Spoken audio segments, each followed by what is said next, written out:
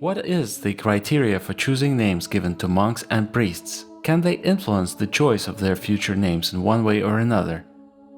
The name change is meant to symbolize a person's entry into full obedience to the Church. Losing his or her worldly name, a person receives a new one, chosen in honor of a particular saint by the bishop or priest performing the tonsure.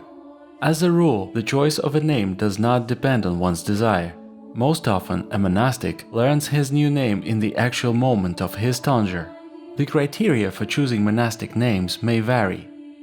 One tradition, for example, requires that the new name should begin with the same letter as the person's worldly name. For example, Saint Alexander Nevsky received the name Alexei in Great Schema. There are also cases when a priest who performs the tonsuring chooses the name at his own discretion. Learning from the new patron saint and imitating his virtues by the newly tonsured person is one of that principle's goals. In the biblical tradition, changing a name always has a significant meaning. When God changes a person's name, it symbolizes that person's entry into a new, closer relationship with Him, transforming him into a servant of God.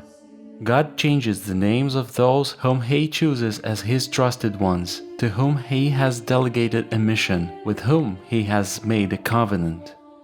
For example, after God made a covenant with Abram, appointing him the father of many peoples, Abram becomes Abraham. Genesis 17, 1-5. And his wife Sarai becomes Sarah. Genesis 17, verse 15. Jacob receives the name Israel after he battles with God and God blesses him. Israel means the God fighter, or in another interpretation, the seer of God. Genesis 32, 27-28. By giving Peter a new name, Jesus exalts him among his disciples. The other disciples were not afforded that honor, with the exception of John and James, whom Jesus calls the sons of thunder. Mark 3:17.